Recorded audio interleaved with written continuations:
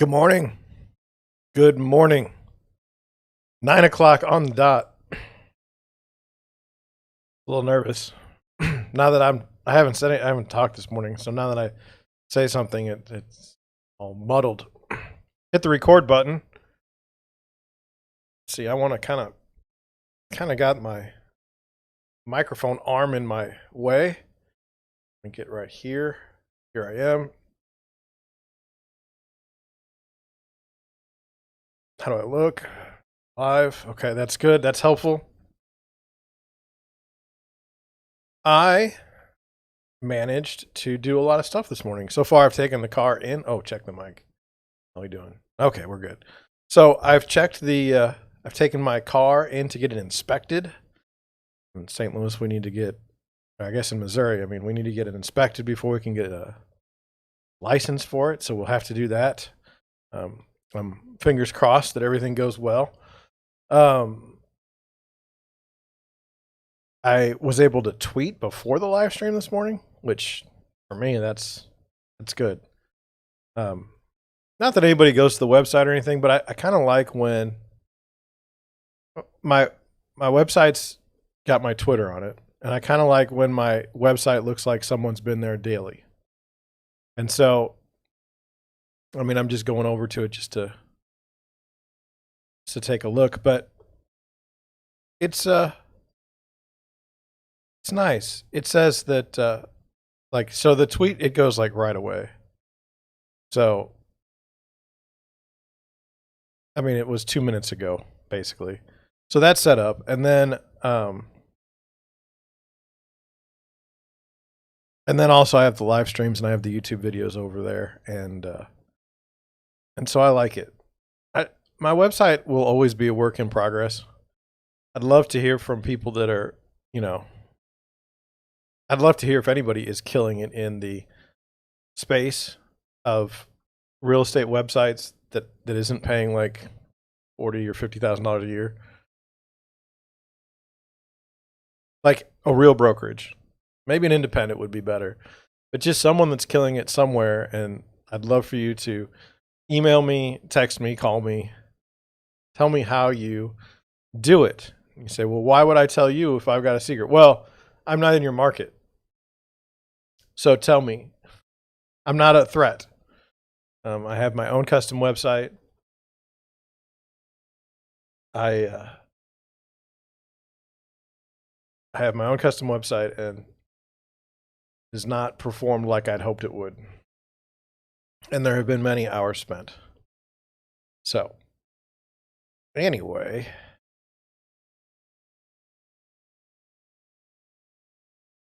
I just got a text from a client. I also got a call from Quicken Loans. Quicken Loans is out of Detroit, Michigan. The owner lives there and has done a lot with the downtown area, but they call agents every day if they don't pick up and say, hey, use our services. But I use local services most of the time, and I refer locally most of the time. Makes me a bad person. Okay. Did something, I don't know, a little out of character yesterday in flaming Neil Young. Still don't feel bad about it. I said during the podcast, it was the exact same time. It was at 9 o'clock yesterday. I said, if Neil Young wants out of his Spotify exposure, then by all means, let him go. Do not waste your time with an artist that doesn't want to be on your platform. It'd be the same as me saying, I'm leaving YouTube. Does anybody care? I've got 54 subscribers. And unfortunately, even if we're the most rabid following at 54 subscribers, it's not like we can do a whole lot. And I would say that's the difference in the world today. And watch me do this and tell me I'm wrong, and I'm totally okay with that. Okay, Neil Young is a prehistoric rock. He's a dinosaur, okay? He may have played in clubs when he was younger. He may have done all these things, but he was doing that to get noticed by a very specific group of people, and that would be the record companies. And then the record companies would sign him to a deal. Okay. And then they would promote his work. Okay. So a lot of us thought in the mid 90s that, you know, when a band became popular, it was because of their quote unquote street cred. Like, oh, well, everyone likes this band. And so the record companies have to sign them.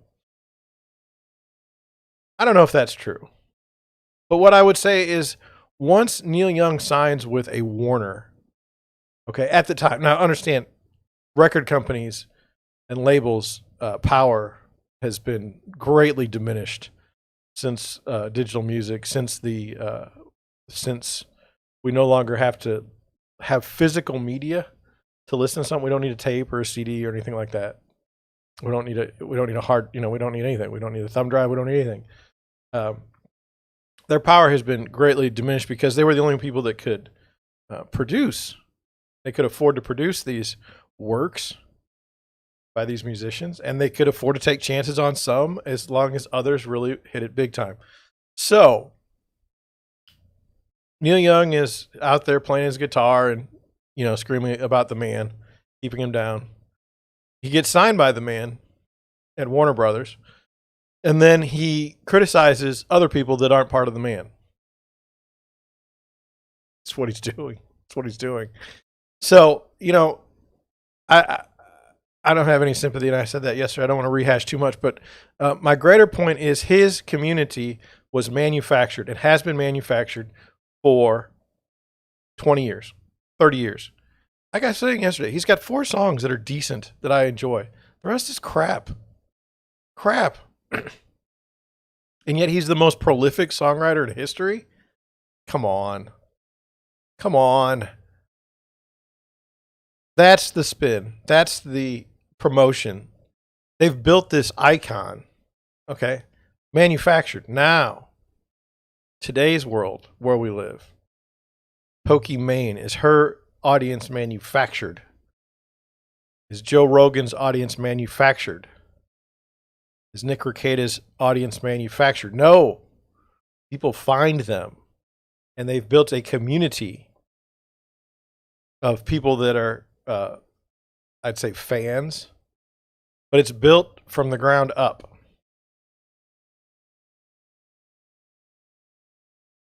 Different reasons for why the people are popular. Okay. Some people have a particular look that's, you know, a 20-year-old fellow might be interested in. Some people have some sort of knowledge, but they've built their audience. Contrast that with an audience built for you, like Neil Young. Different world. Different world. What is the most powerful group? We know this. We know that the built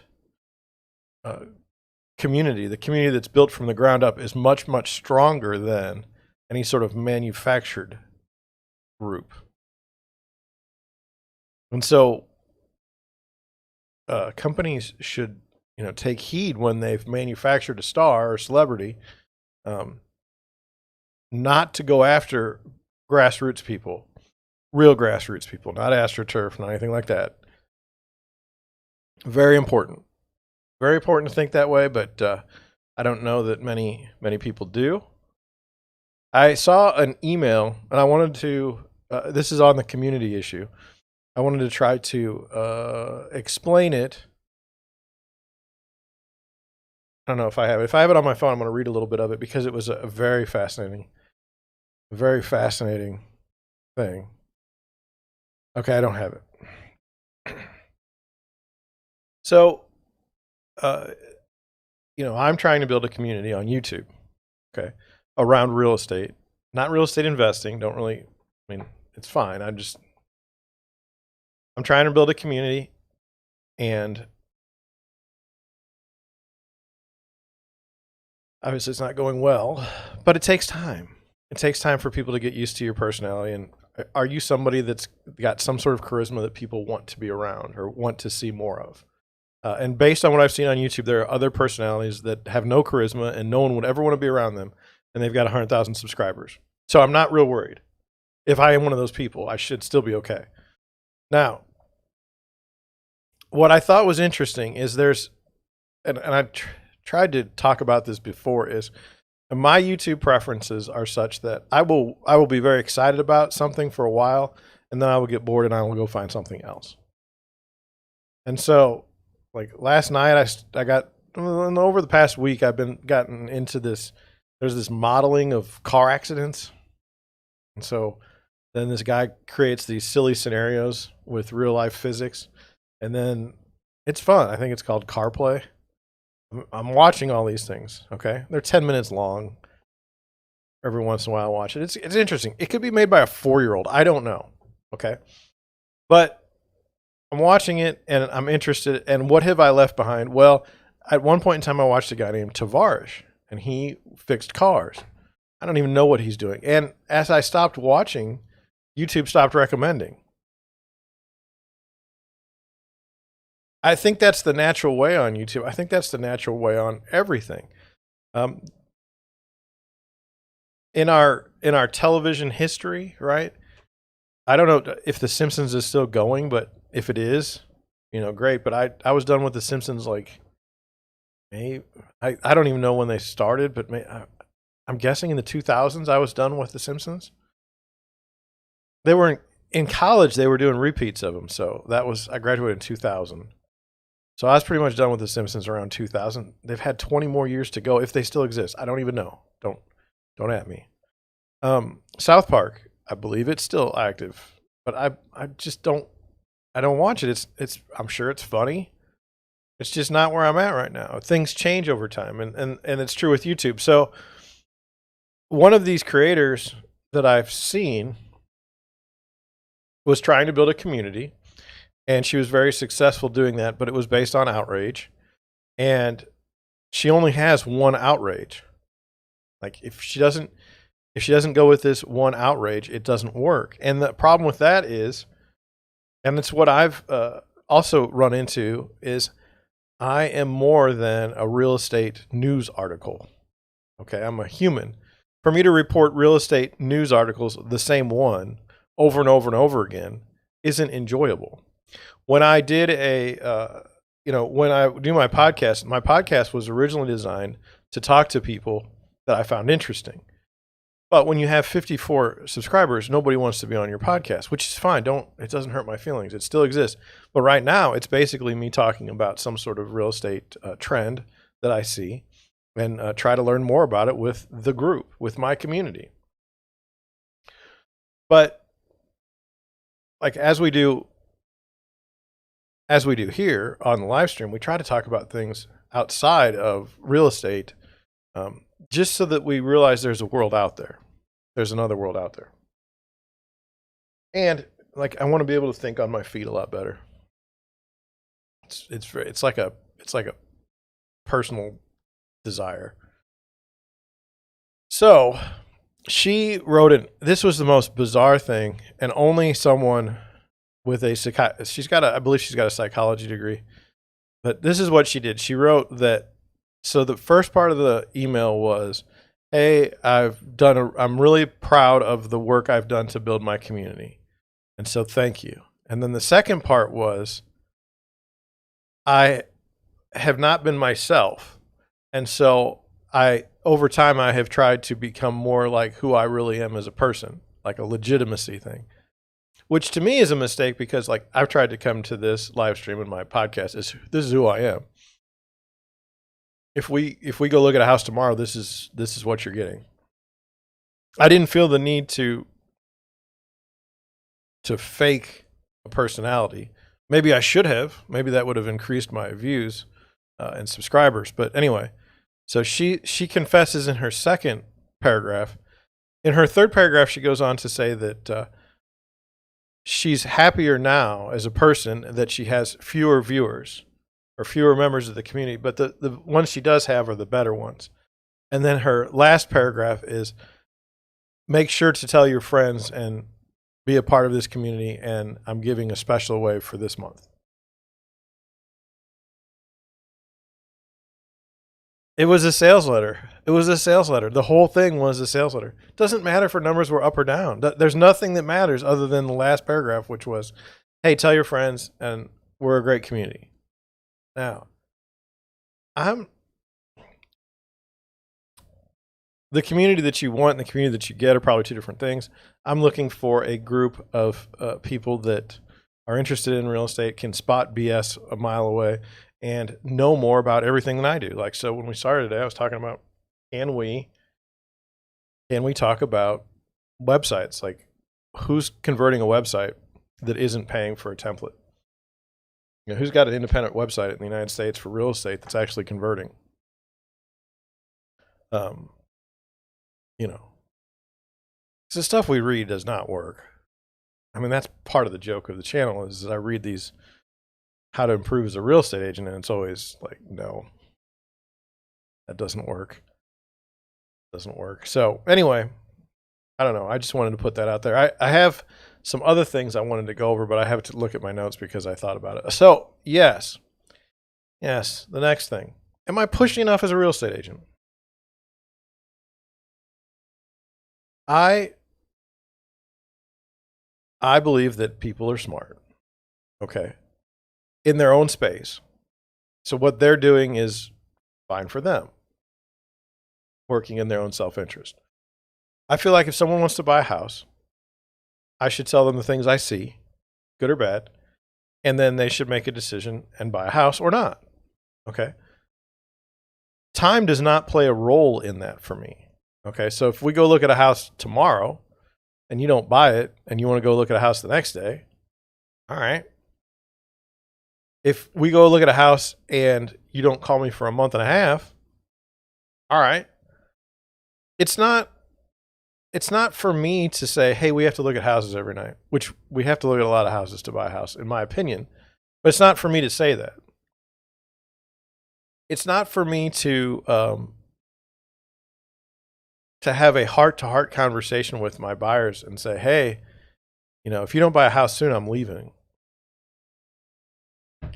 And that's what makes, I think it makes the outside world that isn't related to real estate confused by real estate agents. They think we just take a wheelbarrow and basically we just extract thousands and thousands of dollars from people and do nothing, and have and the business model is such that we just make millions and millions and millions of dollars. I know that's not true, okay, but what a lot of people have difficulty understanding is there's a lot of time in real estate that is not used. It's not like you can monetize it. So when I go show a house and we don't get an offer, and we don't write an offer, it's wasted time. And if you go, I mean, if you have a buyer that you've looked, you know, you've shown things for 2 years and they haven't bought anything, that's all time. And if then they decide not to buy, or they decide to move out of the state or something, that's all money. That's all your time and your energy spent on something that didn't come to fruition. Who pays for that? Who pays for that? Well, I mean, I know I do, because if like this weekend, could I have gone in the soccer tournament? Should I have gone? Yes, in hindsight. My child is going to college next year. I will not see them anymore. They're growing up, and I let my business make a decision for me in some ways that was against an opportunity in my life. How much is that worth to you? I'm just saying, how much is that worth to you? So should I be more pushy? My thing is how can I have the most amount of clients, least amount of trouble, in the sense, you know, can I work with people? Can they work with me? Can we communicate in such a way where we're on the same page? And you've liked the job I've done so much that you're happy to tell your family and friends, you know, if you're looking for somebody, this is the guy you want to go with. Does that happen? See, that's kind of where I'm at. The world has changed. It's what have you done for me now? And the further you go from a transaction, the less of a chance that you'll get a referral. So if I had a client 5 years ago, I mean, I remember my clients. You know, are they referring me with vigor as they did 5 years ago? No. Why? Well, I think the world has changed. I think the world has changed as far as in the United States. First, a couple things. One,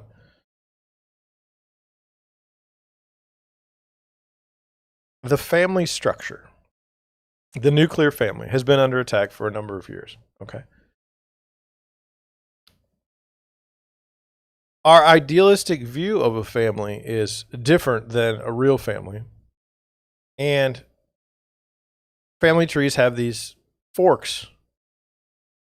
You know, they have these offshoots, these branches that are like broken and need to be pruned at times. I think the days of having this large family where everybody gets along all the time for the majority of the country is probably not the same way it was 20 years ago. Good or bad, I'm not lamenting. But it's got, I mean, my opinion, you go to school and your teachers are teaching you to hate your family from when you start school. Like the family unit is under attack immediately. Growing up and just in general, you want to strive to be your own person. So whatever your parents say, you know, what do they know? What do they know? So, you know, if your uncle has a great experience in buying a home, well, number one, how do we know if he really had a great experience buying a home other than he's happy? Right? We don't know what the market, we don't know how his deal worked out. We don't know what was up with it. And two, even if he did have a good deal, like you're your own person. You want to find your own agent and you want to do it your way. This is just what I sense. It's what I sense in my pattern of referrals. Children, youngsters, I say people that can buy houses that are young will often tell me that, well, and I'll often see like they'll say, we're not ever bringing our parents on a showing and we don't care what our parents say. Which isn't as bad as it sounds, because I've had parents go with us on tours and they absolutely destroy everything. Why did you buy this house? Why did you put an offer on this house? Oh, you should put an offer on this house $30,000 less than asking, even though there's 15 offers. They have advice that is not relevant or helpful. So I get it. I've had parents pull me aside and say, "Look, I don't want them to pay PMI. However much money they need, let me know, and we'll pay it so that they don't need to do PMI." You know, the nature has changed, and so I don't expect it. But am I too pushy? If I were more pushy, if I called people after we closed every week and, you know, hey, do you want to buy a house? Does somebody that you know want to buy a house? Like just pure brain dead speech. Would that get me further along? It's an open question. I put it out to the chat. I put it out to the larger internet world. I don't want you to think that I have all the answers. I don't have all the answers.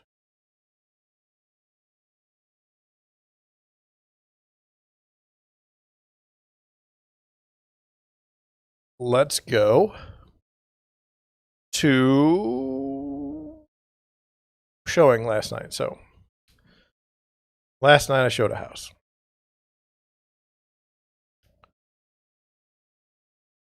Got there at 7. Buyer was not there. Texted buyer before then, said, "Hey man, I'm going to be out this area. I'm ready." So, okay, cool. So I like to do that. You know, our lives are so busy. It's good to have a chance to confirm with people in a reasonable amount of time so that everyone can be on the same page. So I get there and I said, "I'm here." He says, "So am I." I was like, "I don't see him. I know his car. I don't see him. I know his car." And he's never late. He's very good about being on time. I'm quite impressed. And so I texted him and I said, okay, I'll get out of the car. But I had this sense the whole time. Now I'm at this place. I don't see his car. He says he's there, and I just don't get a good feeling that he's there. And so I said, okay, I'm getting out of my. As soon as I did that, he texts, "Oh shoot, I am not at the right house. I'm in a different house," and it was 10 minutes away. Now, last night in St. Louis, it was like 20 degrees. It was cold. It was cold, so I was in my car and I waited. And there was a couple that wanted to go through the house with their agent, and I was like, "Go for it. I don't care. You know, no one's here. What do I mean, go for it." Well, they had their agent. Don't get me wrong. And he got there, and then we looked at this house, and this house is listed by Open Door, so it's a fix and flip or a iBuying solution, whatever you want to call it. Doesn't really matter. They go in, they fix some things up, and then they sell it. They normally try to charge a little bit more than what you can normally get away with because they don't mind sitting on the house for a month or a year. They're a different type of seller. So we go through the house, decent house. They did a lot of repairs, did a lot of painting. No argument. Put up a new fence, new wooden fence. And then I got to the kitchen, and I just wanted to share this with everyone, not complaining. They had peel and stick tile in the kitchen, and it was, I'd say it's about 24 inches long. And what they did is they put it exactly the same across the entire floor. So it was not staggered, which drives me crazy. It's like, two things drive me crazy: flooring in a house that's not staggered, and walking into a house where the storm door the handle is on a different side than the door to get in the house. That drives me nuts. Unless it has to be done that way for some sort of construction reason. Not that you just ordered the wrong door. Those two things irritate me. So that had that. It was a split level home. It looked good in pictures. When you go see it in person, it wasn't as nice as it looked. And it was time to fly on that one. Came back home, had some dinner, and that was the end of my day. The only thing that was kind of remarkable about that to me is when they had the showing instructions, it said Supra, which is what we used to get in the house, but it also said combination lock. I don't know which one are we doing? And if it's combination lock, please make sure you give me the code. I wanted to do a preview of the podcast. I wanted to see if I could get my words out. My podcast today is going to be about something that was kind of fascinating in the industry. It'll be in the industry playlist, real estate industry, and it's the discussion of there's been a lot of new agents that have come to the market. Is that a good thing or a bad thing? What to make of it? And I'm going to go through what I think is true. This business is very difficult. You will get eaten up and chewed up and spit out. It's very, very hard to understand, and a business in which I think that you must weather the storms, one of which right now is all the new competition. You know, if you're adding 1 million new agents a year and 1 million aren't leaving, ugh.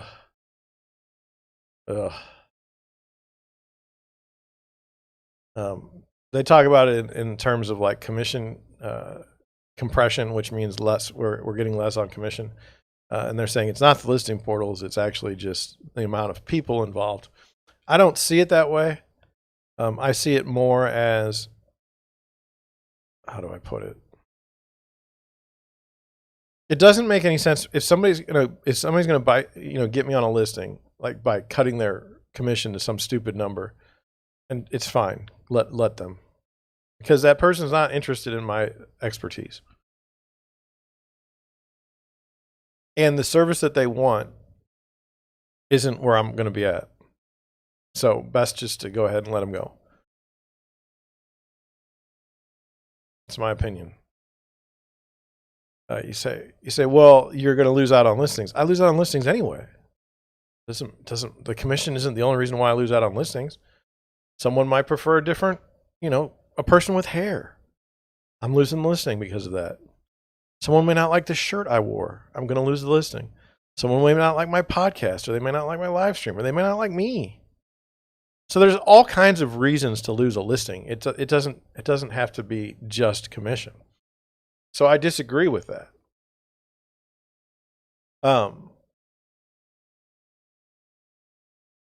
And you have to understand the real estate business. I'll tell you the real estate cycle right now. When things are quote unquote good, like they are now, okay, you're going to have you're going to have millions of people come into the business.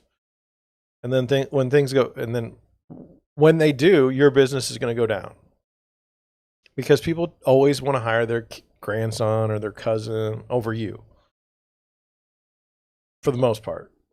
Some people say they don't want to be involved with family, but the way I've seen it has been this way. So it helps to have a big family in real estate. Then what happens is as the market turns and deals are more difficult to come by, and agents are getting broke, okay, that starts to become the time when you do well. It's a cyclical business.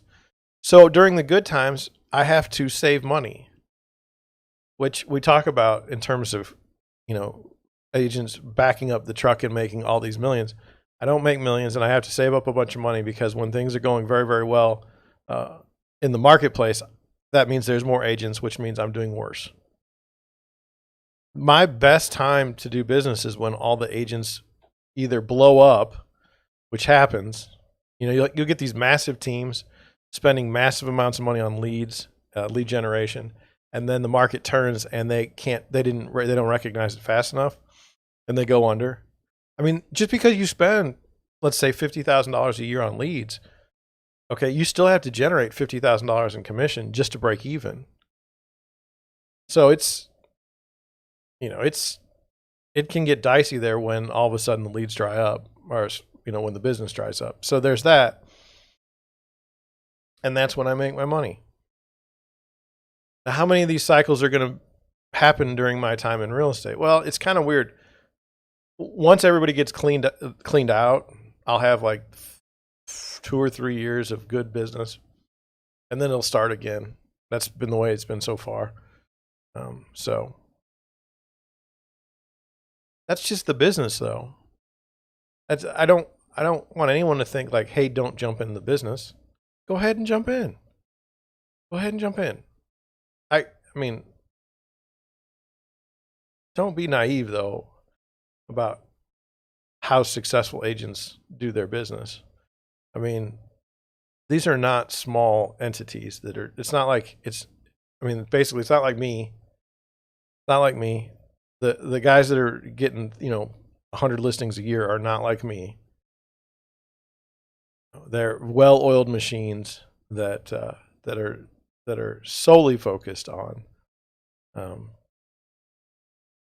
that next commission check. Whereas I'm trying to help people in a greater good buy a house that they really enjoy and always want to live in, and I want to sell a house and people are, good with the sale, happy with the price, happy with the service. That's where I'm at. So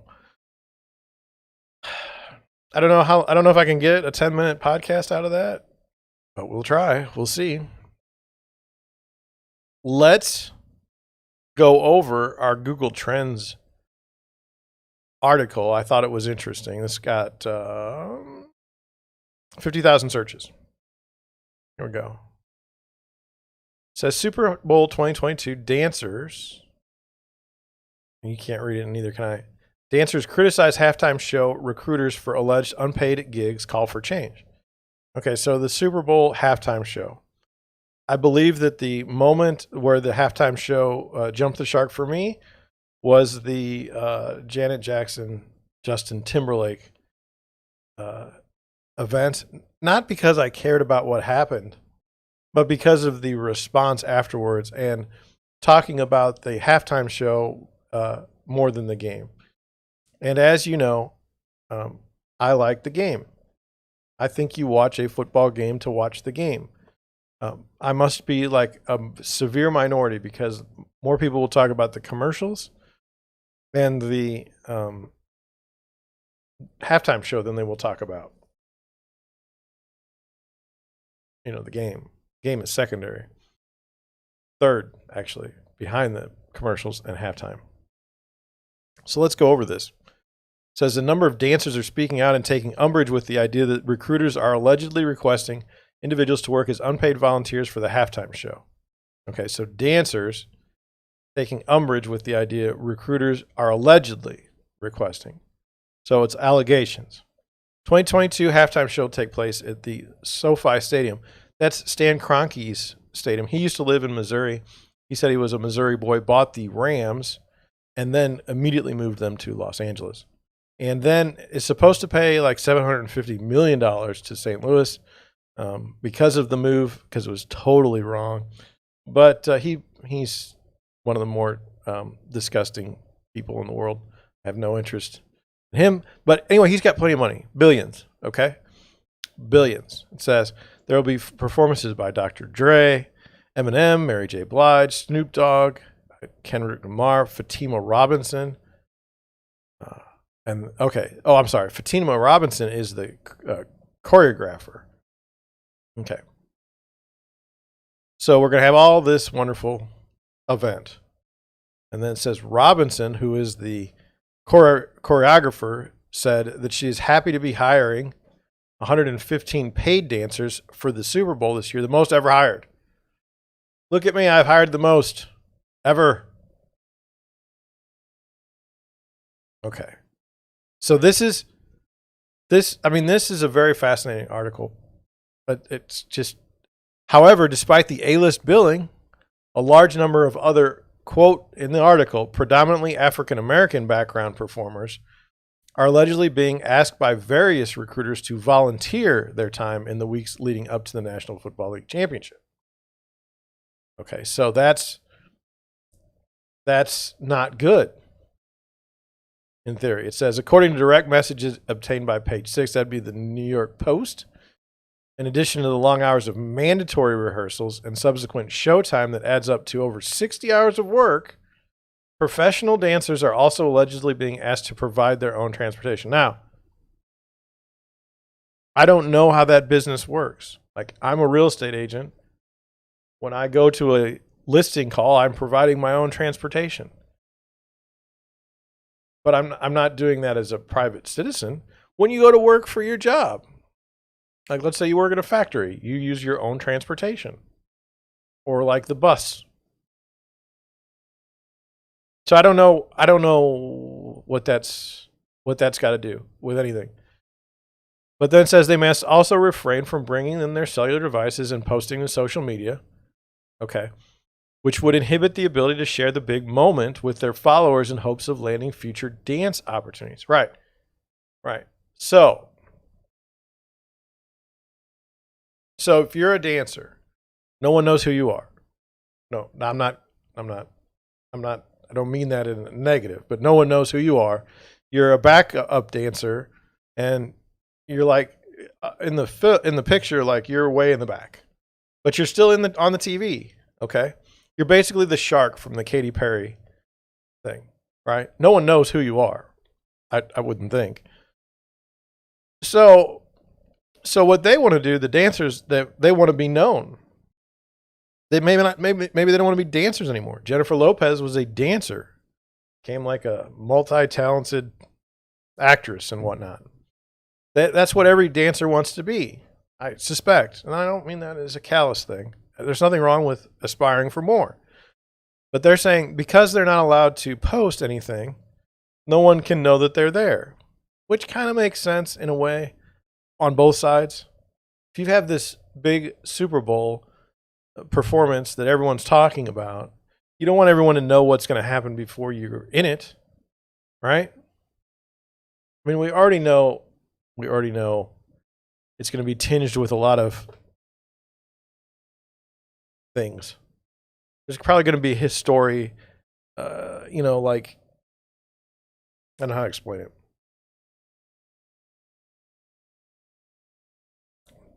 not as a Dr. Dre was in the 90s. They try to bring together groups, you know, from the past, nostalgia, if you will. So then this lady, I'm going to go with Taja, the daughter of record producer Teddy Riley, told Page Six that the business as a whole needs to be reset in regard to paying dancers for their skills and time and adjusting for inflation as the cost of living continues to soar. So what they're saying is that the business model for backup dancers is broken. Because you're getting paid for one thing, but you're volunteering your time for another. And under those volunteering terms, you have terms. If that makes any sense. How can you have terms as a volunteer? Well, that's pretty common. You volunteer for a charity, you're not allowed to do things that are bad for the charity. Okay, so it says, then she says there are things pretty common in the industry, but what is not common is a coordinator, a production, or producer reaching out to professional talent to hire them as volunteers. See, this is, I mean, so are you being hired as a volunteer and working them for the amount of time that they're requesting? So, like, again, part of the reason why I look at Google search and stuff is part of the reason why we go are we're trying to learn about things that are not within our wheelhouse. I don't understand any of this. So I don't understand how you hire a volunteer. Are they not a 1099 or an employee at that point? Riley, who has more than 16 years of professional dancing experience alongside artists such as Beyonce, Janet Jackson, nerd, and Nicki Minaj, said. Okay. And then here we go. I'm sure I don't have to explain, but the Super Bowl is the most profitable global sporting event on any given year. I agree with that. It says, why be cheap, especially on an incredibly important performance honoring and showcasing African American talent?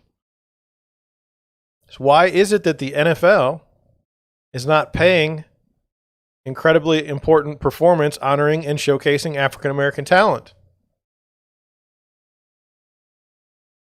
I would like to know that myself. The NFL makes a killing every year. That's why people buy teams for hundreds of millions of dollars.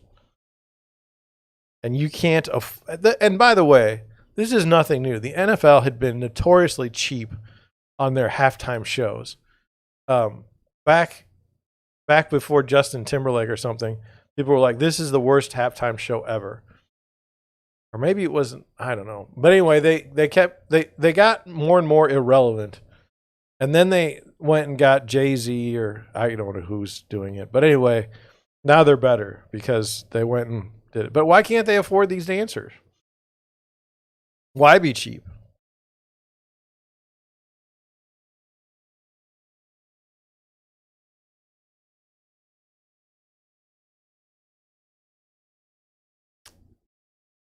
It says, based on all the info listed above, here are the things I find fishy. So this is from someone that has got 16 years of experience. Asking to sign an NDA before learning how the volunteers will be utilized.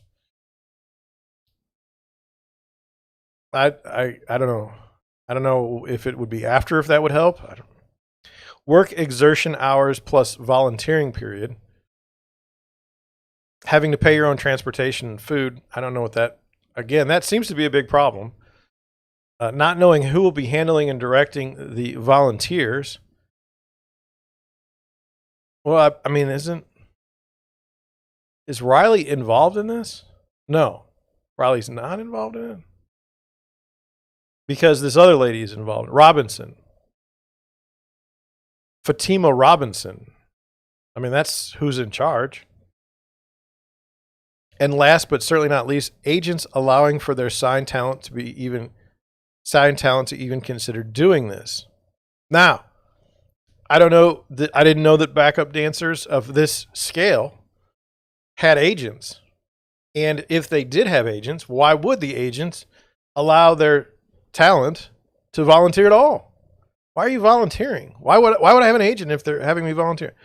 This is playing on word semantics. I mean, I get it. Okay.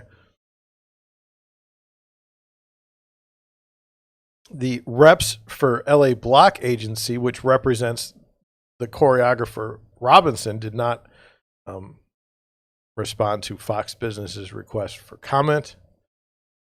In an interview, Riley, who's the one that had this Instagram post, said that Robinson had blocked her on Instagram after she'd shed light on the goings on behind the scenes.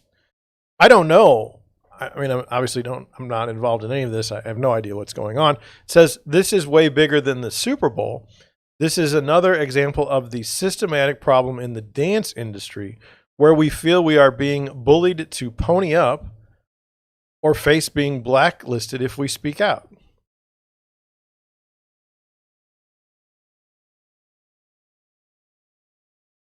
Actions have consequences. We talked about this yesterday with the Gillette lady. Some people fail upwards.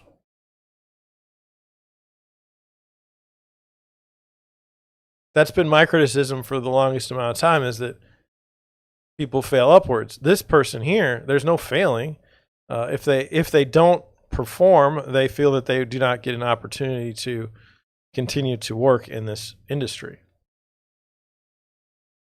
This woman here, Riley, seems to be one who will be blacklisted for her efforts. I don't know that that's true. It just appears that way. Rock Nation, which executive produces the Super Bowl halftime show, told the Times in a statement, no one working with this show contacted an agency to request professional dancers to volunteer. We strictly follow the Screen Actor Guild. I don't know what AFTRA, I suspect it's a union of dancers. This is a guess. Screen Actors Guild is a union of actors. Okay. So it says, we completely agree that all dancers should be compensated for their craft, and that is why we're employing 115 professional dancers performing alongside the headliners. The headliners, I suspect, are like Jay-Z and all those people. And then the 115 professionals, it says the professional dancers are completely separate from the volunteer-based, non-choreographed field cast. So I don't know what that means. Like, it used to be, I don't know. I mean, I don't know. This day's long gone. Like, you involve kids. Now, my understanding is you involve kids because then the parents buy tickets and they're interested in this dancing and whatnot. I don't know. But when you get rid of the kids, then the parents don't care, and it doesn't seem like a good idea. But it says, as in years past, it's completely up to the volunteer candidates to participate. Volunteers are not asked to learn choreography. So I don't know what that means. Like, are you hiring me as a volunteer and I don't have to dance? Well, then that's different. Are the 115 people volunteering? What's their situation? What's going on? Who knows? But anyway, that's a kerfuffle. Anytime that the NFL has the opportunity to be cheap, they will. But in my view, they paid for the rock management. Let me get to it. LA Block Agency or something. They paid someone to do this. Rock Nation, I'm sorry. They paid Rock Nation. So that was a negotiation. So the dancers need to be upset with the negotiation of Rock Nation, not the NFL. This is just my thought. Let's get out of here. Too much time on dancing, not enough time on real estate. We're going to Miami today. Now, this is interesting. We're going to run long today, and you know what? Deal with it, right? I mean, we have just so much going on. Might as well talk about it. So, I don't like new construction. Everyone's moving to Florida. I say that's hyperbole, and we're going to go over hyperbole from now on, from now on, because I want, when I see it, I want to be able to identify it. I'm not very good at it. It's like some people don't identify my sarcasm. So, we all have blind spots. So I wanted to go over this. The first one's new construction. I don't like new construction. Okay. So I don't want to do it. The second one doesn't have an address. Okay. The third one is $28 million for a lot. Okay. A lot. I don't really want to do that one. The fourth one is new construction. I don't want to do new construction. The fifth one appears to be a real house, and the sixth one appears to be a house. So we're going to do the three based on that. But can you imagine, not a complaint. Okay, and by the way, here's 1061 North Venetian for sale for $35 million. I believe that's also going to be a lot. Because when you look at this picture, they're building it. And when you look at this picture, the lot itself is $28 million. That's what they're asking. They're not building a house, I don't believe. That's just for the lot. I mean, it's on an island, I think.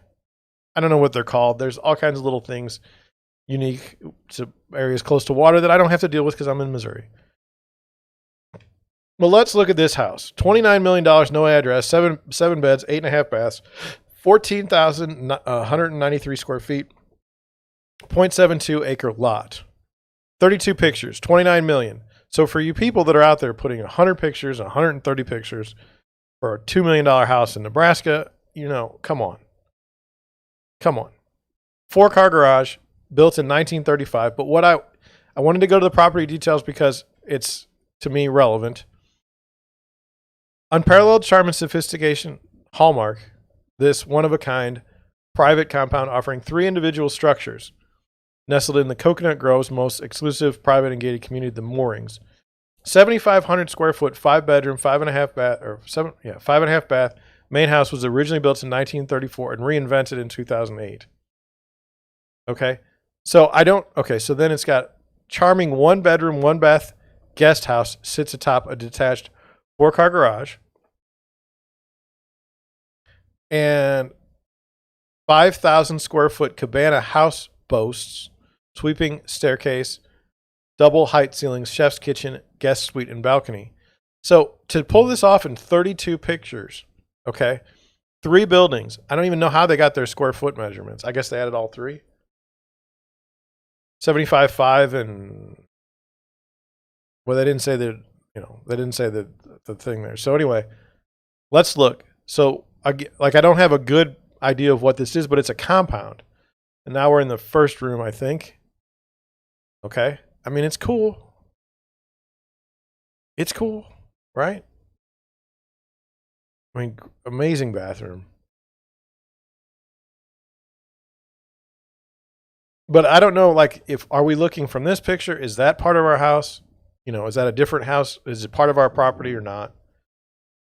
I mean, that's just an infinity pool. I mean, that is just gorgeous. Okay. I mean, just gorgeous. But if I'm looking at my neighbor literally right there, I'm not that interested. By the way, we talk about the outdoor space. This person has done a fantastic job with listing pictures, okay? I mean, really.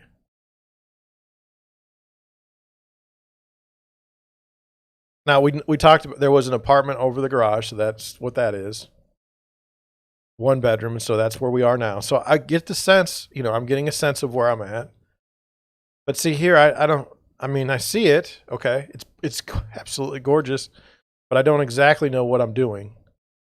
I don't know where our house sits in here. That's the house, okay? But I don't know what that house is relative to that house, relative to that house. I mean, beautiful. I mean, I like it. Do I need that picture? No. But that's it. I mean, that's the listing. 29.5 million. Obviously, you have to see to believe it, right? Let's look at. I don't want to deal with it. Let's look at it because I can't believe 28 million for a lot. Build the home of your dreams on this trophy waterfront property, a double lot with approximately 27 square feet of land, 208 feet of water frontage on the southwest tip of San Marco Island, along the magnificent Venetian Causeway. I mean, that's what they're saying. They're saying it's a lot. So, let's look at this house. 20 million, 8,000 square feet, so significantly smaller. 5-car garage built in 2019. Very modern style home. in the same area. Tropical modern mansion on the wonderful Venetian islands will certainly impress upon arrival. The sun-drenched four-level home boasts triple exposures from the tip of the San Marco Island, striking downtown Miami skyline views and sunsets to the west, cruise ships alley to the south, and Edgewater skyline to the north. An impressive spiral staircase reminiscent of the Guggenheim Museum graces the home as a sculptural work of art, jaw-dropping interior design by Axel Duharte. Architects feature built-in art installations as part of the home's architecture. Wide plank wood floors, Baltic gray marble, and Carrara marble in diamond patterns adorn the wonderful social rooms, an enormous open-concept kitchen, all with water views. The grand suite features a flow-through fireplace, gym spa with steam, jacuzzi, and waterfront meditation room. Live the ultimate life. Well, yes. Sold in 2016, listed in 2021 for $16 million. Removed the listing. Now all of a sudden it's $20 million. 48 pictures. A $20 million home, less than 50 pictures. They're on the ball. They're on the ball. This is, I mean, look at that. Only thing is, like, is that the road? I don't know if I want a road next to me. You know, for 20 million. I don't particularly find this interesting. I don't particularly need that picture. I'd prefer that we be in the light. Okay, so there's maybe some real cars. Oh, they look nice. But we don't know.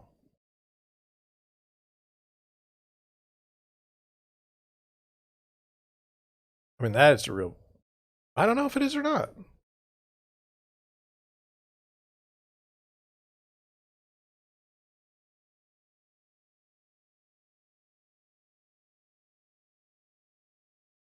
So there's your staircase.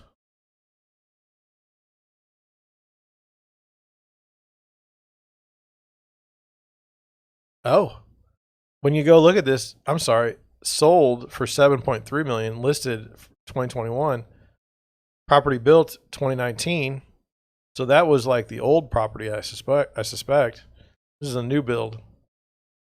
$2,331 per square foot. This is so far from like something I'm used to. You know? I mean, seriously. I mean, I don't really know what to make of it. What is that? I mean, that there's a dude like trying to get out of a wall. I suspect it's a dude. I don't know. I don't mean to be sexist. I don't.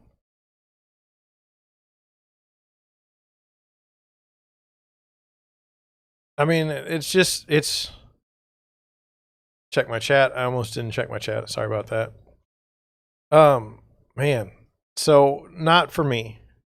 Not a complaint. It's good for someone else. Okay, and then this is the last home, and if it's a house, okay. So this we were right there before. Now we're on the coast here. Built in 1954, car garage, $19.5 million.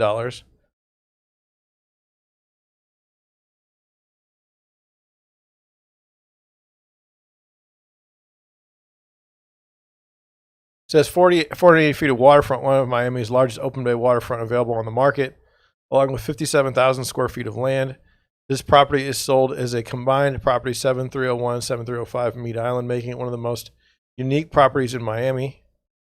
So it says the property currently features a combined 11 bedrooms, 2 pools. It is combined with a large tiki hut for entertainment that features barbecue bar, brick oven, pizza, movie theater, and a huge space for events and gathering. I don't know if they're going to keep this house that's there.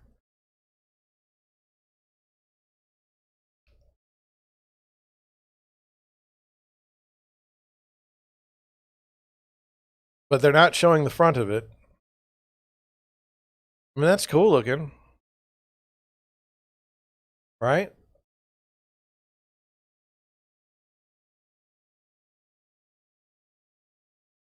It's just different than what I'm used to, you know? Like significantly different. So with this never seeing the front of the house, you know, is there something wrong with it? I don't know. But $19.5 million. I didn't really like that listing because I didn't understand what I was looking at. No complaints to anyone. So that was our look at Miami real estate. I think that how do I put this? Okay, here we go. I live in St. Louis. I don't feel like people are flocking to St. Louis statistically or any other way.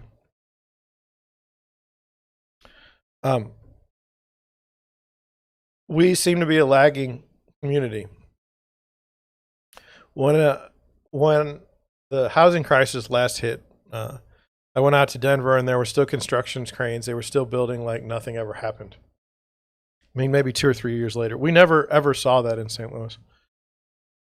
Now we're seeing a lot of homes being built and very expensive homes, but not that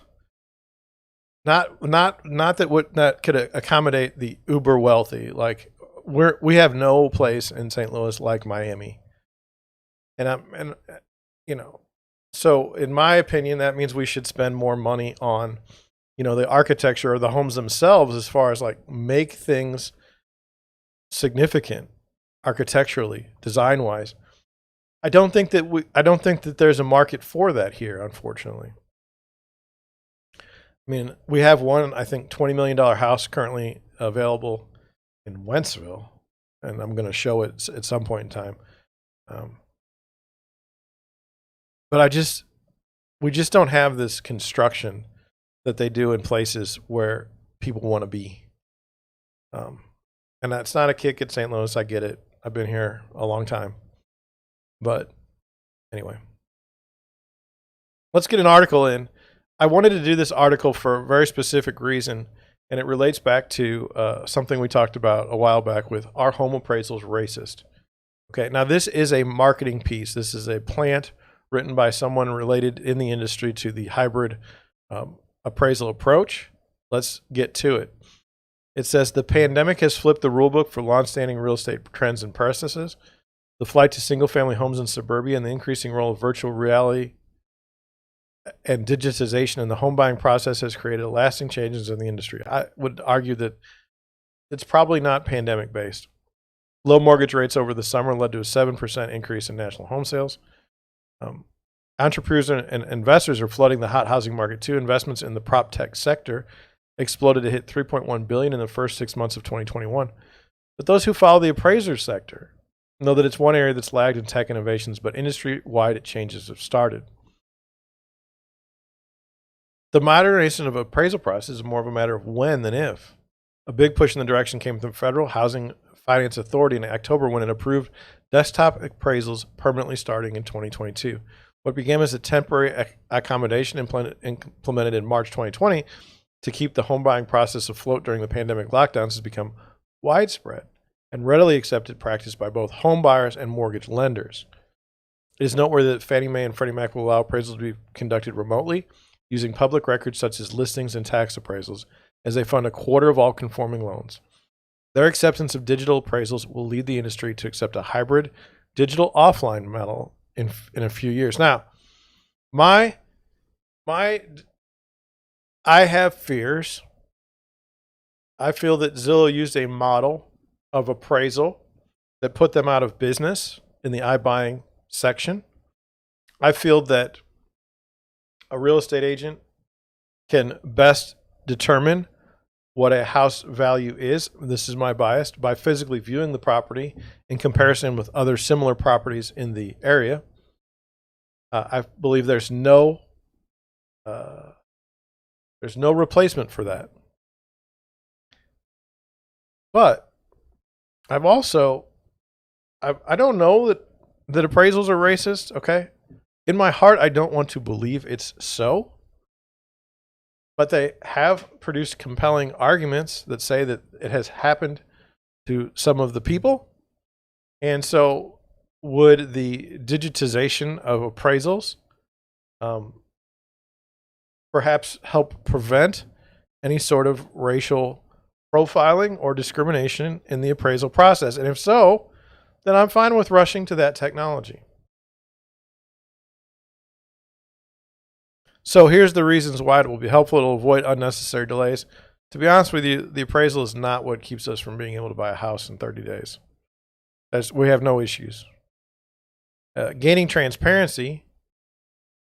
It says during the buying process, the buyer's real estate agent is usually at the home inspection to let the inspector inside. Soon the agent could video the inspection at a time and upload that into a digital document so that the appraiser can use the video to view the interior of the house and view the measurements and floor plan of the home. My own personal opinion is that's stupid. If you don't physically go see a house, you don't have any idea how it's related to another house.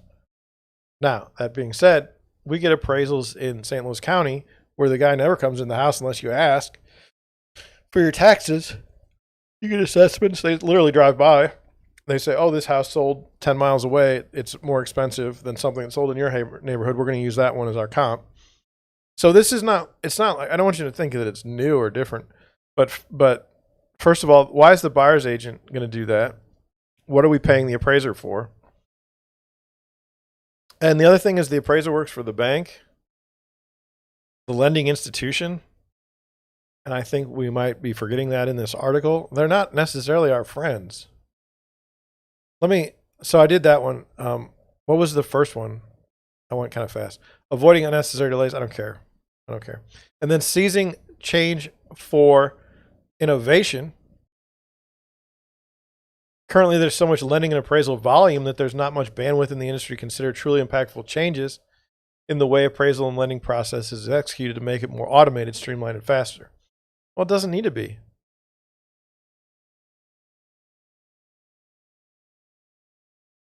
It doesn't need to be. I mean, on my end, you just get it done within a month, we're good. Anyway, my point is there are some houses, and I'm not a lender, but I work with lenders, and they don't even need to pull like if it's a certain house, they don't even need to pull like an appraisal. It's already approved. I don't know if it's because it's been within a certain amount of time or there's a certain amount of exposure to it, but they don't even need to worry about that. And so, you know, from my perspective, I have no problem with that. I'm very uncomfortable with racism in appraisals because I understand how that can just destroy a community, or maybe has kept a community down where it should not have otherwise been kept down. I think that, to me, in this world we live in the modern world we live in, that type of racism can be more easily hidden, and I don't like it. I don't think agents are racist. I mean, maybe some are, but I don't think, for the most part, the real estate industry is racist. But I do think that if you had a situation where you wanted to see racism in view, would be how valuations come out of certain neighborhoods that may end up being lower than they otherwise would be, and why is that? And I'm concerned about that. And if the hybrid appraisal model would do something with respect to that, then I'm okay with it. Where I'm at. So we talked about a lot today. We talked about dancers at the Super Bowl. We talked about Miami real estate and the architecture. We talked about some of my showings. Am I pushy as an agent? Should I be more pushy? Would that help me in any way? We talked about people joining the real estate business, if that's a good thing or a bad thing, or if it just is what it is. But anyway, that's where I'm at. I hope you have a good rest of your day. The people that watch my stream later, thank you for watching. I appreciate it. Please feel free to leave a comment anytime. And yeah, I will see you. Is tomorrow already Friday? Boy, I've been working hard this week. Tomorrow's already Friday. So I will see you then. Same time, same